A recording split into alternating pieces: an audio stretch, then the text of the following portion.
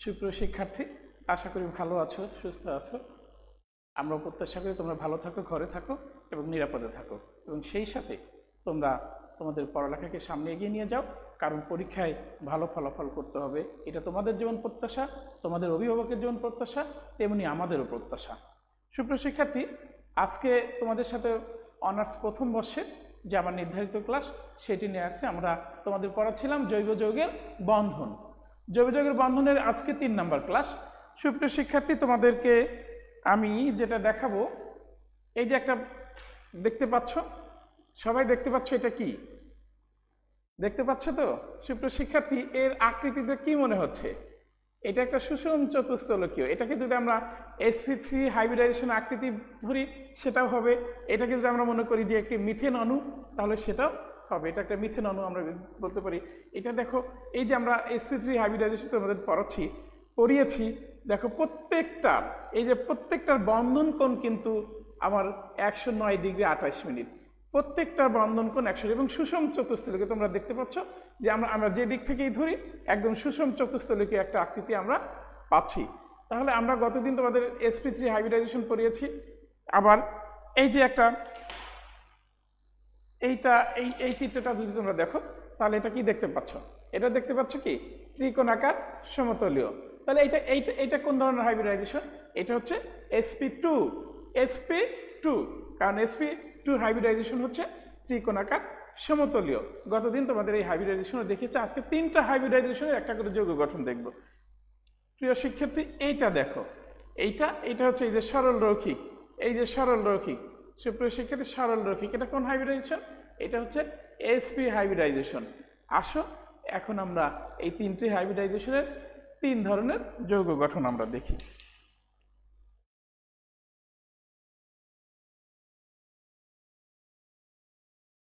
আমরা এই যে মিথেন অণুর গঠনটা দেখব। আমরা মিথেন অণুর গঠনটা দেখব। প্রিয় শিক্ষার্থী, তাহলে এখানে মিথেনের কেন্দ্রীয় পরমাণু কোনটা? এই যে আমরা যেমন এখানে দেখালাম, এখানে দেখো কেন্দ্রীয় পরমাণু কোনটা? কেন্দ্রীয় পরমাণু হচ্ছে এই যে কার্বন। এই কার্বনটা হচ্ছে কেন্দ্রীয় পরমাণু।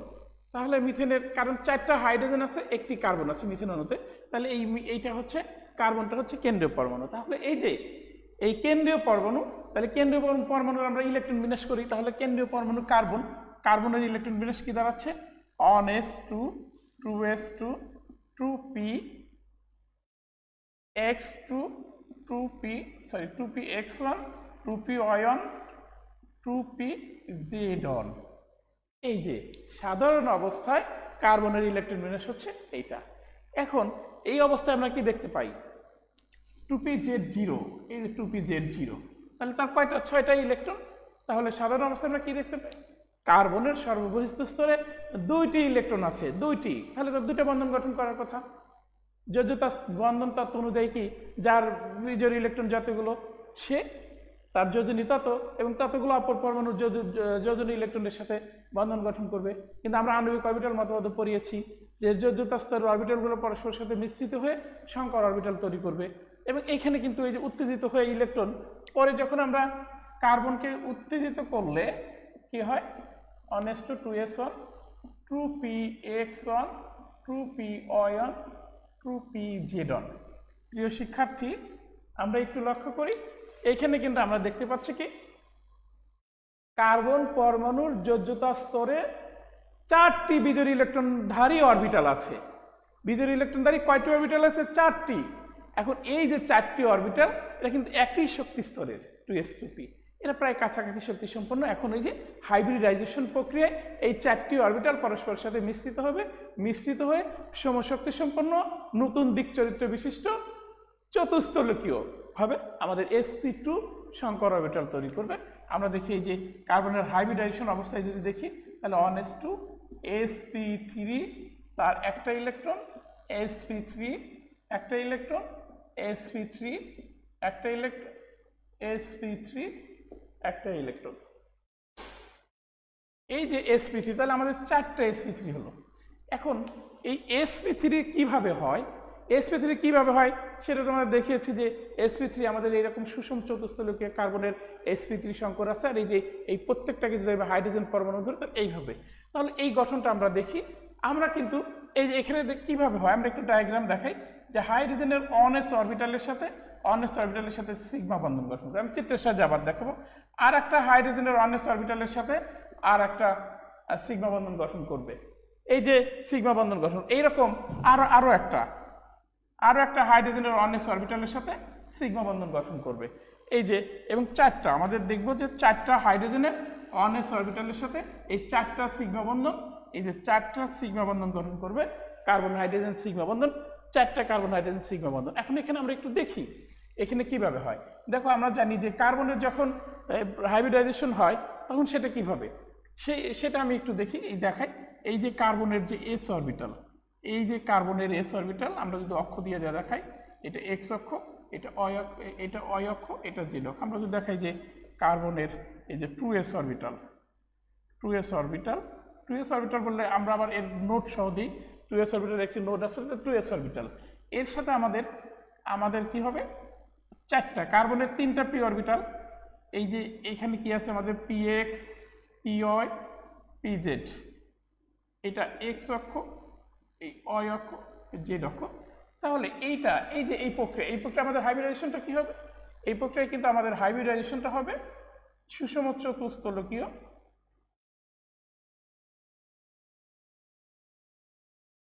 এই যে 109 ডিগ্রি 28 মিনিট এর বন্ধন কোণ। এই 109 ডিগ্রি 28 মিনিটের বন্ধন কোণ, এই যে 109 ডিগ্রি 28 মিনিট বন্ধন কোণ হচ্ছে, এটা হচ্ছে আমাদের চতুস্তলকীয় যে আকৃতিটা আমি তোমাদের দেখিয়েছি।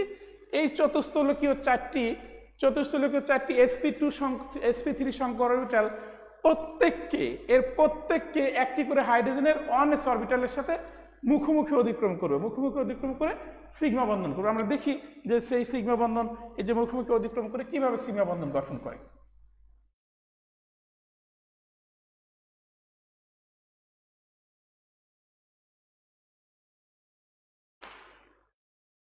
এই যে আমরা দেখি এই যে হাইড্রোজেনের যদি আমরা চারটি অনএস অরবিটাল দেই, এই যে চারটি হাইড্রোজেনের চারটি অনএস অরবিটাল,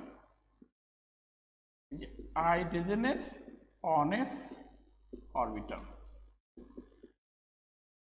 যোগ আমরা কার্বনের sp3 সংকর অরবিটাল লিখব। আমরা লিখব হচ্ছে কার্বনের, এই যে কার্বন পরমাণু ছিল, কার্বনের আমাদের কি ছিল, কার্বনের sp3 সংকর অরবিটাল চারটি, এবং চারটিতে বিজোড় ইলেকট্রন আছে। আবার এই চারটি সংকর অরবিটালে বিজোড় ইলেকট্রন আছে, আবার কি আছে, প্রত্যেকটা হাইড্রোজেনের একটা করে বিজোড় ইলেকট্রন আছে, তো তার অধিক্রমণ করবে। পরে যখন আমরা দেখি যে এইটা যে অধিক্রমণ গুলো হয়,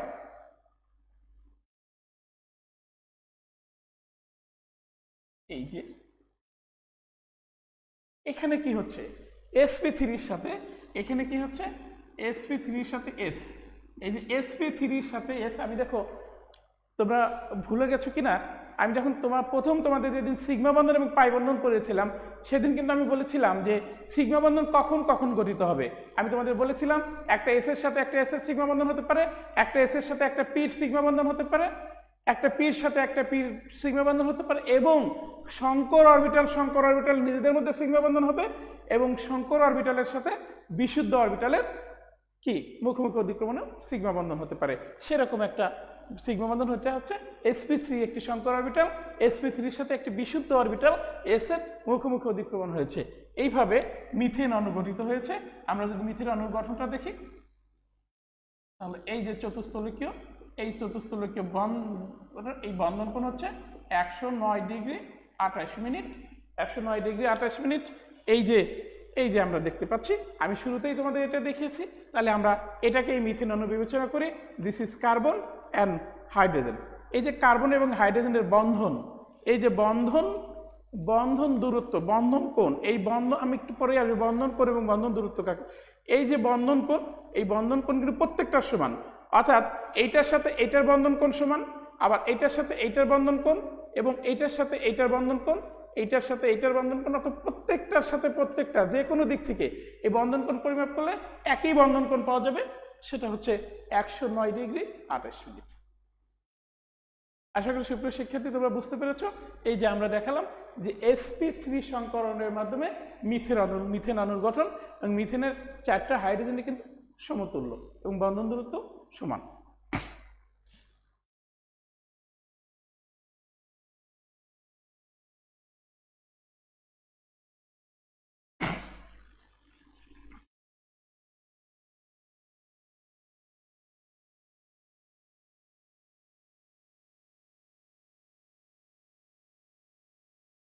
সুপ্রিয় শিক্ষার্থী তোমরা এটা দেখে কি চিনতে পারবা? বলো তো তোমরা মেসেঞ্জারে আমাদের কমেন্ট বক্সে কমেন্ট করে তোমরা জানিয়ে দাও যে এটা কি, এই যৌগটার নাম কি। দেখো কালো কার্বন তো সাধারণত কালো হয়, কিন্তু দুটা কার্বন আমি কালো দিয়েছি, তাহলে একটা কার্বনের সাথে আর একটা কার্বনের দ্বিবন্ধন তোমরা কি দেখতে পাচ্ছ? এখানে কিন্তু দুইটা বন্ধন আছে, একটা কার্বনের সাথে আর একটা কার্বনের এই যে দ্বিবন্ধন আছে, আর দুইটা কার্বনের সাথে দুইটাই সাদাগুলো যদি আমি হাইড্রোজেন ধরি, তার মানে কি এইখানে আমাদের কি এই যে ত্রিকোণাকার সমতুল্য বন্ধন, তার মানে কি এটা হচ্ছে sp3 সংকরণের মাধ্যমে এই অণুটা 2 কার্বন বিশিষ্ট দ্বিবন্ধন যুক্ত 2টা কার্বন যুক্ত থাকে, এবং সেটা যদি হাইড্রোকার্বন হয় 2টা করে হাইড্রোজেন, সেই যৌগের নাম কি? ইথিন। সেই যৌগটার নাম হচ্ছে ইথিন। আমরা ইথিন অণু দেখাবো যে এখানে sp2 সংকরণের মাধ্যমে কিভাবে ইথিন অণু গঠিত হয়েছে সেটা তোমাদের দেখাবো। তাহলে একইভাবে আমাদের কার্বনের ইলেকট্রন বিন্যাস করতে হবে। আমাদের এই যে কার্বনের ইলেকট্রন বিন্যাস করতে হবে কি, কার্বনের 1s2 2s2 2px1 2py1 2pz1। তাহলে এই Z0 প্রথমে আমাদের Z0, আমরা কার্বনকে যখন আমরা উত্তেজিত করব, এটাকে যখন আমরা উত্তেজিত করব, তাহলে 1s2 2s1 2px1 2py1 2pz1। এইখানে দেখো উত্তেজিত অবস্থায়, এখানেও কিন্তু আমরা উত্তেজিত অবস্থায় কার্বনের 4টি বিজোড় ইলেকট্রনধারী 4টি অরবিটাল আমরা পেলাম। তাহলে এখানে কেন sp2 হবে, sp3 কেন হচ্ছে না? এইখানে কিন্তু আমাদের ইথিন অণুতে দ্বিবন্ধন আছে, অর্থাৎ দ্বিবন্ধন যদি থাকে তাহলে সেখানে একটা পাই বন্ধন থাকে। তাহলে পাই বন্ধন কোন অরবিটাল গঠন করতে পারে? শুধুমাত্র দুটি পি অরবিটালের, ডি পাই পি পাই হয় সেটা ভিন্ন জিনিস, শুধুমাত্র দুটি পি অরবিটালের এই যে পাশাপাশি অধিক্রমণের মাধ্যমে আমাদের কি হয়? পাই বন্ধন হয়। তাহলে পাই বন্ধনের জন্য একটা পি অরবিটাল আমাদের ফাঁকা রাখতে হবে, কারণ যদি সংকরণে অংশগ্রহণ করে যায় তাহলে কিন্তু সেটা কিন্তু আর পাই বন্ধন গঠন করতে পারবো না। তাহলে একটা পি অরবিটালকে যদি আমরা ফাঁকা রাখি, তাহলে আমরা যোজ্যতা স্তরে বিজোড় ইলেকট্রনধারী অরবিটাল পাই 3টি। এই 3টি ইলেকট্রন, এই 3টি অরবিটাল পরস্পরের সাথে মিশ্রিত হয়ে এইরকম ত্রিকোণাকার সমতুল্য আকৃতির sp3 সংকর অরবিটাল গঠন করবে। আমরা দেখি তারা কার্বনের hybridization step 1s2 sp2 sp2 sp2 এই 2pz, এই যে 2pzটা অসংকরিত থেকে গেল। সিগমা বন্ধন গঠিত হওয়ার পর একই সমান্তরাল অবস্থিত দুটি কার্বনের 2টি pz অরবিটাল পাশাপাশি অধিক্রমণ করে পাই বন্ধন গঠন করবে। সেই বন্ধন গঠনটা আমরা দেখব এখানে। তাহলে আমরা এই যে এখানে দেখি দুইটা হাইড্রোজেন, এই যে একটা হাইড্রোজেন করে কি এই 1s অরবিটালের সাথে একটা সিগমা বন্ধন গঠন করে, তারপরে আর একটা হাইড্রোজেন এই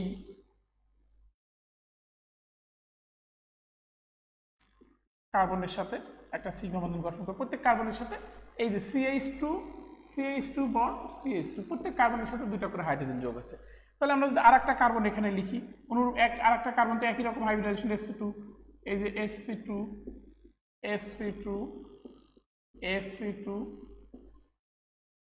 2pz, এই যে তাহলে আর 2টা হাইড্রোজেন এই কার্বনের সাথে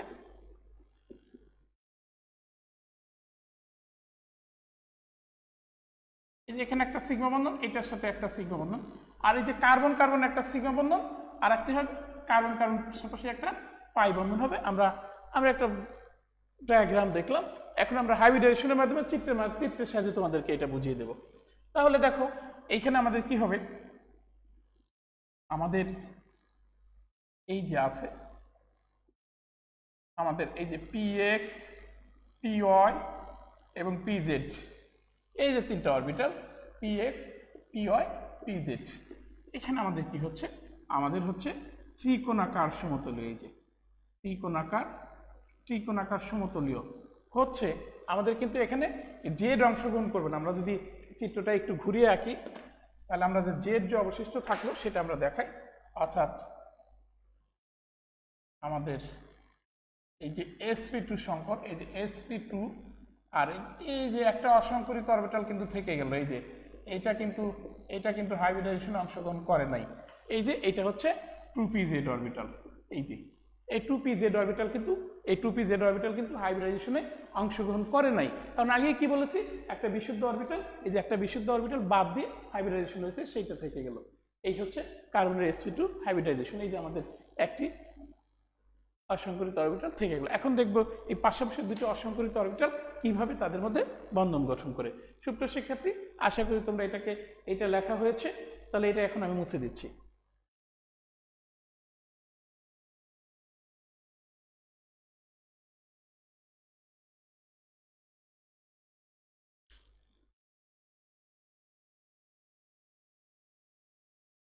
এই যে দুইটা কার্বন আছে, আমাদের দুইটা কার্বন আছে, এই কার্বনের sp3, এই যে sp3 এবং sp3, এর একটি অসংকরিত অরবিটাল আছে। এই যে অসংকরিত অরবিটালটা আমরা এইভাবে দিই, এই অসংকরিত অরবিটাল আছে 2pz। অনুরূপভাবে এই কার্বনের এই যে sp2, এই যে একটা sp2 মুখোমুখি অতিক্রমণ হয়ে গেল, আর হলো এই যে 2pz। প্রিয় শিক্ষার্থী, একটু লক্ষ্য করো, দেখো দুইটা কার্বনের দুইটা sp2 কিন্তু মুখোমুখি, এই যে মুখোমুখি অতিক্রমণ করে একটা লোবের মধ্যে ঢুকে গেছে, অতিক্রমণ হয়েছে। তাহলে এখানে কি হয়েছে, এখানে আমাদের হয়েছে sp2 এখানে sp2 অতিক্রমণ হয়েছে, অর্থাৎ দুটি সংকর অরবিটালের মুখোমুখি অতিক্রমণ হয়েছে, এবং এই দুইটি সংকর অরবিটালের মুখোমুখি অতিক্রমণে এখানে একটা সিগমা বন্ধন, কার্বন একটা সিগমা বন্ধন হয়েছে।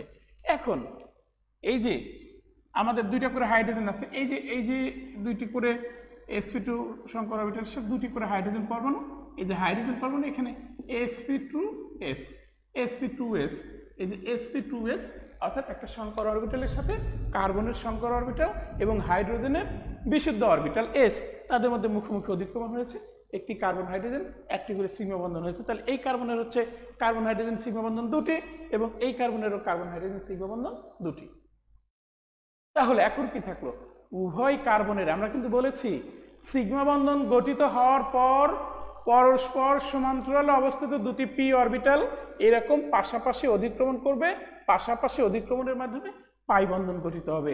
অর্থাৎ আগে সিগমা বন্ধন গঠিত হবে, সিগমা বন্ধন গঠন নিশ্চিত হওয়ার পর পাই বন্ধন গঠিত হবে। এই যে তখন এই ক্রিয়াগুলো আছে, এই যে এইটা যে এইভাবে সোজাসুজি আছে, তখন কিন্তু তারা দুই মাথাটা এরকম বাঁকা করে দিয়ে, ঠিক আছে, এইরকম করে দিয়ে তাদের মধ্যে অতিক্রমণ হয়।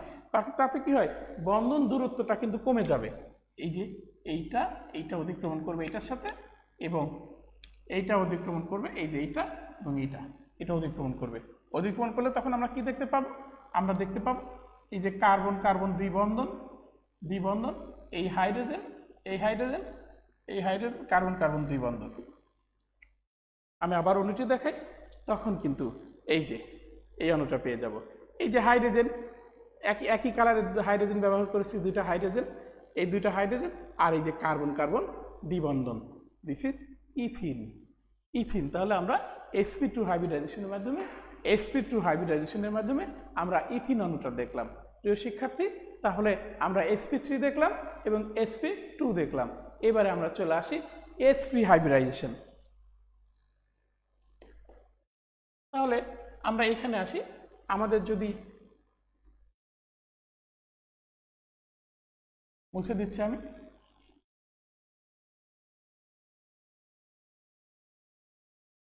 sp হাইব্রিডাইজেশন আছে, এরকম একটি অণু তোমাদের দেখাই। sp হাইব্রিডাইজেশনের চিত্র দেখতে কেমন হবে? প্রিয় শিক্ষার্থী, তোমরা একটু লক্ষ্য করো, এই যে আমাদের sp হাইব্রিডাইজেশন, এই যে আমাদের sp হাইব্রিডাইজেশনের চিত্রটা হচ্ছে এরকম, এই যে সরল রৈখিক। এই যে আমাদের sp হাইব্রিডাইজেশন চিত্র হলো সরল রৈখিকভাবে sp হাইব্রিডাইজেশন হবে। এবং তার একটি উদাহরণ আমরা অণু দেখাই।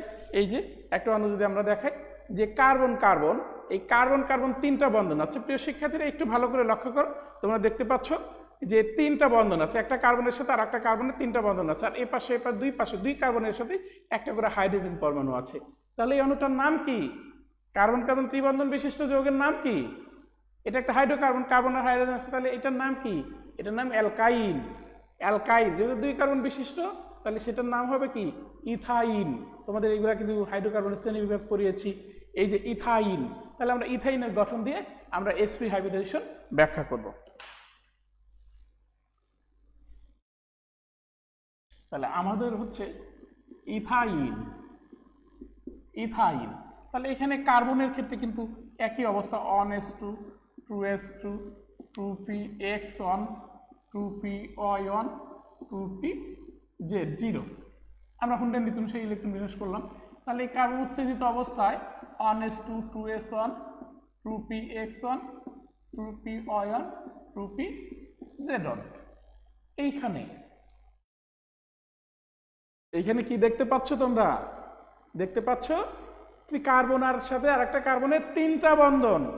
আমরা কি পড়েছি? সিগমা বন্ধন পাই বন্ধন যখন পড়েছি, একক বন্ধন সর্বদা সিগমা বন্ধন, কিন্তু একের অধিক বন্ধন পাই বন্ধন। তাহলে একক বন্ধন সর্বদা সিগমা বন্ধন, একের অধিক বন্ধন পাই বন্ধন। তাহলে এখানে একের অধিক কয়টি বন্ধন আছে? বন্ধন হচ্ছে তিনটা। তাহলে একটা হচ্ছে আমাদের সিগমা বন্ধন, বাকি দুইটা হলো পাই বন্ধন। তাহলে দুইটা পাই বন্ধনের জন্য আমাকে দুইটি অসংকরিত অরবিটাল রাখতে হবে, কারণ সংকর অরবিটাল কখনোই পাই বন্ধন গঠন করবে না। তাহলে এই যে দুইটি বাদ দিয়ে আমরা হাইব্রিডাইজেশন করব, তাহলে দুইটিকে বাদ দিয়ে আমাদের এই দুইটিকে বাদ দিয়ে হাইব্রিডাইজেশন করতে হবে। তাহলে হাইব্রিডাইজেশন কে অংশগ্রহণ করছে? একটা এস একটা পি, একটা এস এবং একটা পি যখন হাইব্রিডাইজেশন করে তখন তোমাদেরকে দেখিয়েছি সরল রৈখিক হাইব্রিডাইজেশন হবে। তাহলে আমরা দেখি 1s2 sp sp, আর এই যে দুটো অসংকরিত 2p1 2py1 2pz1 ফাঁকা থাকলো। তাহলে একটা হাইড্রোজেন এই যে 1s এর সাথে একটা সিগমা বন্ধন গঠন করে একটু ডায়াগ্রামটা দেখিয়ে নিই। তারপর আবার আর একটা কার্বনের একই রকম hybridization sp sp 2py1 2pz1। এই হাইড্রোজেন এইটার সাথে 1s একটা সিগমা বন্ধন, এই কার্বন এই যে কার্বন একটা সিগমা বন্ধন, আর এই যে pz একটা পাই, py একটা পাই। তাহলে এই যে কার্বন, আমরা শেষে সামারাইজ করছি। তাহলে এই আমরা দেখলাম যে এখানে আমাদের কি হচ্ছে, ইথাইনে হচ্ছে কি যে কার্বন একটা সিগমা বন্ধন, কার্বন দুইটা পাই বন্ধন আছে, কার্বন হাইড্রোজেন একটা সিগমা বন্ধন, কার্বন হাইড্রোজেন একটা সিগমা বন্ধন। আমরা হাইব্রিডাইজেশন দেখি, এখানে আমাদের কি হবে? এখানে কিন্তু আমাদের হাইব্রিডাইজেশনের চিত্রটা যদি দেখি, আমাদের এই রকম হবে হাইব্রিডাইজেশন হবে, কিন্তু আমাদের দুইটি কিন্তু অসংকরিত অরবিটাল রয়ে গেছে, দুইটি। এই যে দুইটি, এইটা আমাদের পি ওয়াই 2py, আরো একটা অসংকরিত অরবিটাল রয়ে গেছে আমাদের, এই যে আরো একটি অসংকরিত অরবিটাল 2pz। এই যে আরো একটি অসংকরিত অরবিটাল, এইরকম আরেকটি কার্বনেরও এই একই অবস্থা থাকবে, একই ধরনের হাইব্রিডাইজেশন স্টেট, একই ধরনের চিত্র হবে। তাহলে তাদের সাথে আমি একটু দেখাই তোমাদের।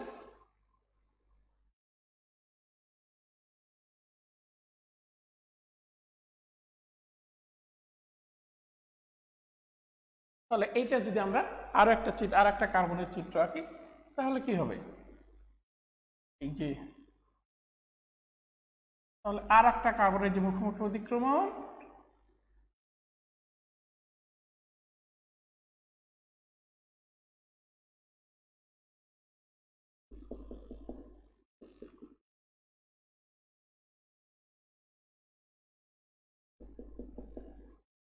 এই যে 2py 2pz। তাহলে এখানে কি হলো, আমার sp3 সাথে sp-র সাথে আর একটা sp, এইখানে কিন্তু sp-র সাথে আর একটা sp মুখোমুখি অতিক্রমণ কারণে একটা কার্বন সিগমা বন্ধন হলো।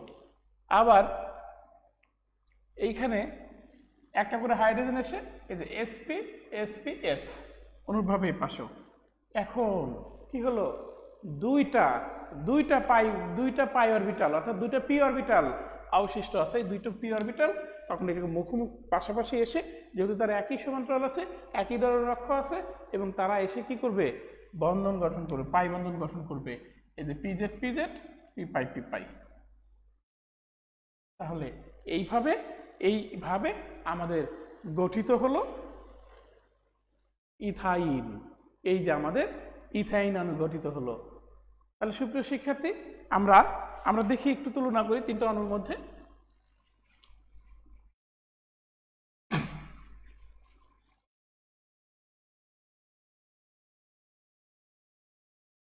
আমরা দেখলাম, তোমাদের দেখিয়েছি মিথেন, অর্থাৎ আমরা তোমাদের মিথেনের গঠন দেখিয়েছি, আমরা তোমাদের দেখিয়েছি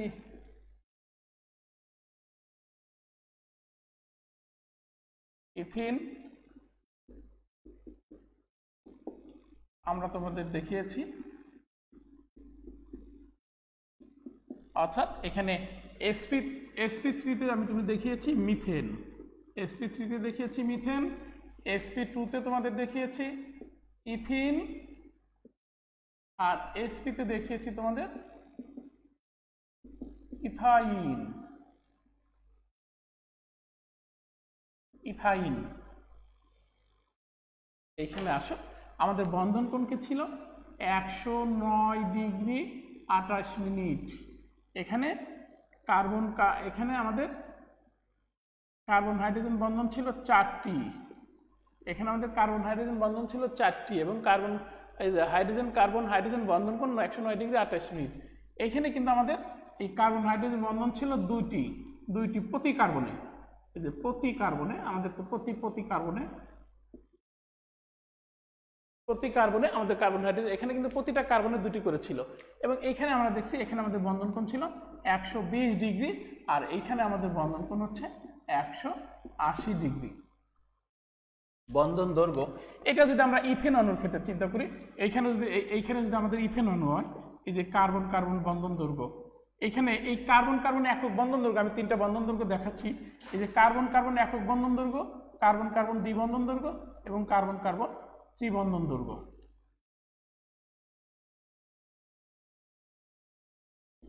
তাহলে এই যে কার্বন একক বন্ধন দৈর্ঘ্য হচ্ছে আমাদের 0.154 ন্যানোমিটার, তারপর আমাদের কি 0.134 ন্যানোমিটার, এটা হচ্ছে কি 0.120 ন্যানোমিটার। আচ্ছা, এই ন্যানোমিটার কোথা থেকে আসলে? আসলে এই বন্ধন দৈর্ঘ্যকে অ্যাংস্ট্রম, এই যে অ্যাংস্ট্রম এককে প্রকাশ করা হয়, ANSTR, অ্যাংস্ট্রম এককে প্রকাশ করা হয়। এই 1 অ্যাংস্ট্রম সমান 10⁻⁸ সেন্টিমিটার। তাহলে 1 অ্যাংস্ট্রম 10⁸ সেন্টিমিটার যদি হয়, তাহলে আমরা কি জানি যে আমাদের এই যে 1 মিটার ইজিক্যাল টু 10⁹ ন্যানোমিটার, বা 1 সেন্টিমিটার ইজিক্যাল টু 10⁷ কি ন্যানোমিটার, 10⁷ ন্যানোমিটার। তাহলে 1 সেন্টিমিটার সমান 10⁷ ন্যানোমিটার। এই 10⁷ ন্যানোমিটারকে আমরা এখান থেকে যদি আমরা এইখানে আসি, তাহলে আমাদের কি হবে, এই অ্যাংস্ট্রমটাকে 1 অ্যাংস্ট্রমটাকে আমাদের কি আসবে, এইটা আমরা যদি এটাকে অ্যাংস্ট্রম এককে প্রকাশ করি, তাহলে কি হবে, এখানে হবে 1.54, এখানে হবে 1.34, 1.20। এটা যদি আমরা অ্যাংস্ট্রম এককে প্রকাশ করি, আমরা অ্যাংস্ট্রম থেকে ন্যানোমিটারে নিয়ে আসতে পারি বন্ধন দৈর্ঘ্যকে আমরা ন্যানোমিটারে নিয়ে আসতে পারি। তাহলে সুপ্রিয় শিক্ষার্থী, আমরা এখানে দেখলাম যে কার্বন বন্ধন দৈর্ঘ্য একক বন্ধন থেকে ত্রিবন্ধনে দ্বিবন্ধনে কিছুটা হ্রাস পায়, ত্রিবন্ধনে গিয়ে আরো হ্রাস পায়। এটা আমরা তোমাদের যে অ্যালকাইন যখন ধর্ম পড়াবো, তখন আমরা এটা ডিটেলস আলোচনা করব। এখন তোমাদের আরো যে বিষয়গুলো, যে আলোচ্য বিষয় ছিল আমাদের আজকে, যে আমি তোমাদের বন্ধন দৈর্ঘ্য পড়াবো, বন্ধন শক্তি পড়াবো। তাহলে বন্ধন দৈর্ঘ্য একটু তোমাদের ধারণা দিয়ে যাই। তাহলে বন্ধন দৈর্ঘ্যটা কি? অর্থাৎ এই যে আমি কিন্তু প্রথম দিন তোমাদের যখন সমযোজী বন্ধন তত্ত্ব পড়িয়েছিলাম, আমরা কি বলেছিলাম যে দুইটা পরমাণু দুইটা নিউক্লিয়াস যখন পরস্পরের কাছাকাছি আসে, যে হাইড্রোজেনই দেখে দুইটা পরমাণু নিউক্লিয়াস যখন পরস্পরের কাছাকাছি আসে, তখন একটা পরমাণু নিউক্লিয়াস আর একটা পরমাণু নিউক্লিয়াসকে বিকর্ষণ করে, একটা পরমাণুর ইলেকট্রন আর একটা পরমাণুর ইলেকট্রনকে বিকর্ষণ করে, তাহলে দুইটা বিকর্ষণ বল কাজ করে। এবং আকর্ষণ বল কোনটা? একটা পরমাণুর নিউক্লিয়াস অপর পরমাণুর ইলেকট্রনকে, এবং অপর একটি পরমাণুর নিউক্লিয়াস অপর একটি পরমাণুর ইলেকট্রনকে, আবার ইলেকট্রন নিউক্লিয়াসকে। এই যে আমাদের দেখি যে দুইটা পরমাণু যখন কাছাকাছি আসে তখন দুটা বিকর্ষণ বল কাজ করে এবং দুটা আকর্ষণ বল কাজ করে। এবং এর যখন আকর্ষণ বলটা এমন একটা নির্দিষ্ট পর্যায়ে দূরত্বে পৌঁছার পর যখন আকর্ষণ বলের মানটা বেশি হয়, বিকর্ষণ বলের মানটা কম হয়, সেই অবস্থায় পরমাণু দুটি পাশাপাশি আসে এবং তাদের সর্বনিম্ন দূরত্বটা তখন হয় এবং তার স্থিতিশীলতা বেশি হয়, বেশি স্থিতিশীল হয়। সেই অবস্থাকে সেই দূরত্বটাকে হচ্ছে আমাদের বন্ধন দূরত্ব। অর্থাৎ আরো আমরা সহজভাবে বলতে পারি সমযোজী বন্ধনে আবদ্ধ দুটি পরমাণুর